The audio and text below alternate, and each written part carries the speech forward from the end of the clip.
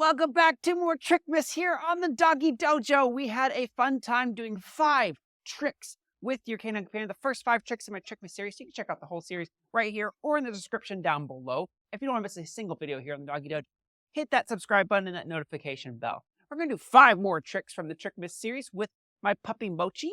I'm so excited. First off, you're going to need a toy. I have a cloth bone here, and I also have our wonderful guest trainer, my daughter. She is almost 3 years old now. She's going to be helping us out. She brought her own toy to the table as well. We might be working on the whole trick with her. So the first trick we're going to tackle today is the whole trick. And what you're going to need for that is a dog that likes to play with toys. That is just the end-all be-all, or likes to grab toys or grab things that you ask him. Now, what I've done with Mochi from the beginning is anytime he's grabbed his toys, her toys, any toys, I've given him so much praise and reward for that. I find that's like a crucial key. Now, you can build up toy drive for your dog. Some of you guys don't even have any toy drive. And on this YouTube channel, I have a playlist on reward games that you guys can check out. But I'm also redoing a lot of those training games and rebuilding toy drive into my brand new French Bulldog puppy, Chopsticks. So if you guys are interested in any of that, make sure you don't miss a single video here in the Doggie Dojo. If you have any questions or comments, let me know. Sometimes when you bring out food plus toys, you get a dog that's so hooked on food, they have no value for toys. You're going to have a hard time with this next step, and that is rewarding the whole behavior. But it's not impossible. One of the things you can do is you can ask your dog to, put their nose on this, touch this, do any of that. Ready? Yes, good boy. Get it, good job. Ready? Ready? You ready? Yes, good job. Very good. Just real simple, really quick, any action towards the toy. Ready? Get it. I know. Ready? And what we might do is we might actually grab like a more engaging type toy. She's not terribly been too interested in this bone toy. That bone toy is a great toy to hold, but maybe not as much for engagement and excitement. Oh, yes. Good job. Very good.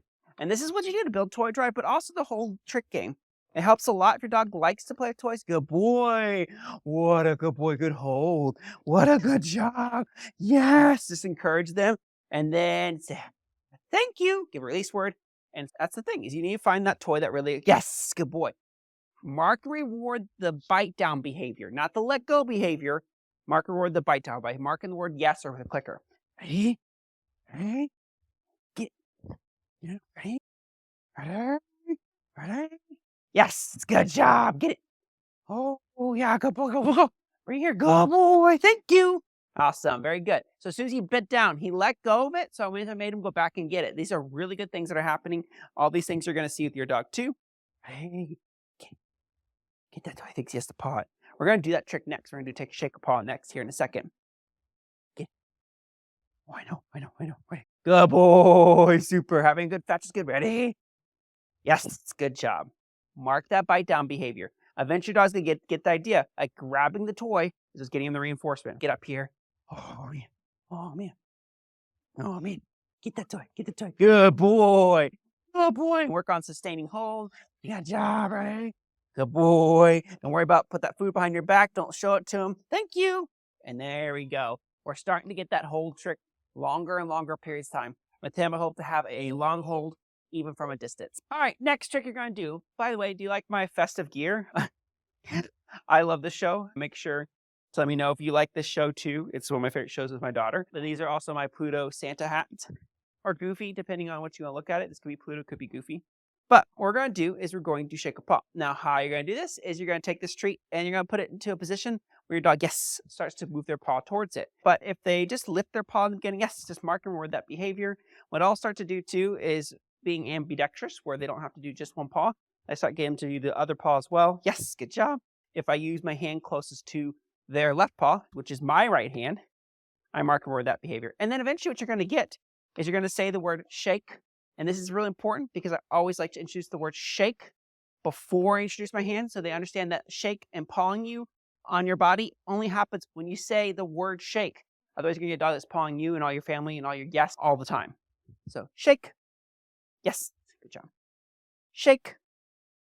Yes, good job. And then once you have shake a paw, it starts to turn into other behaviors. It comes real quickly to lo-fi behavior. All you got to do instead of shake their paw is just offer the the palm. So you say, just put it out there. Yes, and that's low five, right? So shake and low five look the same. And eventually you're going to get high five from your dog. We'll do that in a future Trickmas video. For trick number 3, what we're going to do is high five. High five is where things shift. Low five and shake just as shifting of where your hand is. Where high five, when your hand goes up towards, yes. This is the first time ever to try that. Your hand goes up a lot. Yes, good job. Oh my goodness. Yes, good job. I'm so shocked right now. This is awesome. Yes, good boy. We have shake. Yes. We have low five. Yes, good job. And we have high five.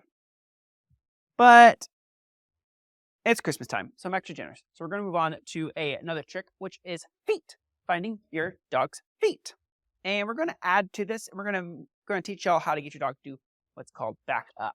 So what we're going to do is we're going to take them across here. We're going to mark and reward this. All you need is some sort of object. Now, last time we were together, we used these little perches here. This works great too. So if you have something that's like a perch, just getting his back paws on it. We did his front paws before. Now we're just working on the back paws. Yes, and marking that behavior, making sure that's working out well. And what we're actually going to do is start to teach him to back up onto this object. I like a nice wide surface. Nice square surface works well. So what we're going to do, we're going to take him over here. We're going to have him come across. We're going to mark this reward. Yes, good job. And as he moves forward a little bit here, we're going to back him up, back onto it. Yes. And mark and reward that behavior. Some dogs do better like this. I've also found kneeling pads that you can get on Amazon work well too. Put that on the ground. Come across this, mark, reward that. Yes. And then back them up onto it. Yes, good job. A little slippery, so I like something with a little more traction on it. These don't always have the best traction, but you can also use a step or stair or off of a porch. So you're just having them come across. This is our front feet go down. You mark and reward when the back feet are only on. And then you're going to move them off for a second and then back them up onto it. Yes, good job. And this is how you start to teach the back up trick.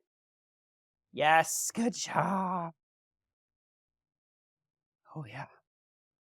Oh, yeah. Which eventually turns into spider, where they put their back paws up onto the wall. Also eventually turns into where they're walking on their front paws, if you've seen that cool trick. But I would not tackle probably either of those with a puppy. Make sure that they have full growth plates grown up before you start putting a lot of extra stress or strain. For our last trick, we're going to do crawl. Getting your dog to crawl across the ground. It's good for canine fitness as well. Getting him into a down, marking, rewarding that behavior. Scoot the treat forward just a little bit. Yes, reward. Scoot it forward just a little bit. Yes, reward.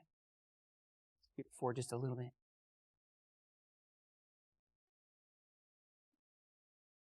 Now I want you to keep that butt down. Yes, we'll reward that. That's fine. Our goal is to keep that butt down though. Yes, good. Yes, just like that. That's beautiful. Yes, good job. You notice I haven't been naming a lot of that stuff yet. I haven't said the cues too often. So I want to make sure I have the behavior before I name it too often. We start yelling the word crawl, crawl, crawl all the time. What happens is they just eventually hear the word crawl and it doesn't mean anything. Make sure it means something before you name it. Yes, good job. And what else I have to do is wiggle my fingers like this across the ground. So that way the dog starts to see that hand motion because that could eventually be the crawl. Yes, good job. Super. Search.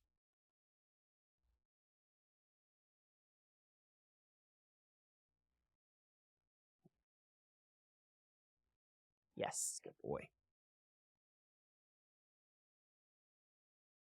Get that butt down though. And what you can do to help out with this trick is you could also get something that they have to crawl under. Now, sometimes people use the climb. They'll have them crawl under the climb, and that's fine. Your dog's not too tall, especially small dogs, or they'll have them crawl under a chair or crawl under a bar, something like that. That can also be a great way to teach them. Or cavaletti poles. If you have cavaletti poles, you can get them to crawl under the cavaletti poles. I was trying to think if I have anything that would be crawlable for his size. The climb is okay. I think it's a pretty low thing. Let me see if this works. Not too bad. Let's try it out. Forward a little bit here. See if we have this good little training too on getting him to trust me. Good job. Good boy. Nice. Good job. Yes, good job. Very good. Super. Search. Try that one more time. So we can get him to crawl underneath there all the way. Notice I'm giving him lots of reinforcement at first. Good. This might help the dog to learn to keep it all the way down. Nice. Did you see how much better that was? Let's just one more time. So at this point, I can start to use the word crawl. Yes, good job. Super. Search. We could try climb out and see if that works, but this is nice. I think it's a nice little height for him. Crawl as he learns the mechanics of it. Good job. Search. It's just different ways of handling different types of tricks. You can always use your arm too to help them stay on the ground. Yes, but that's working really well. Props. Giving props to props can be very helpful with getting your dog the behavior you want them to do. We talk about this all the time in training, that if you don't blame the dog, you blame the environment you set up for it. Just like a flower or a plant, you put it and you plant it and it doesn't grow nicely or it dies. You don't blame the plant necessarily. You actually start to blame, okay, did I water enough? Did I put it in the right sun? Did I put the soil chemistry just correct? So making your dog's environment to be successful, or helping and framing your dog's environment to be successful, is so essential when training your dog. Good job, Mochi. Super. Good boy. I think, like we did last time, we should end on some Playtime. What a good boy. If you have any questions or comments, or you want to check out the full Trickmas series, then go ahead and check out the description down below, or hit one of these buttons around here somewhere, and you can find it there. Thanks for watching here on the Doggie Dojo. As always, have some fun with your dogs, and we'll see y'all next time.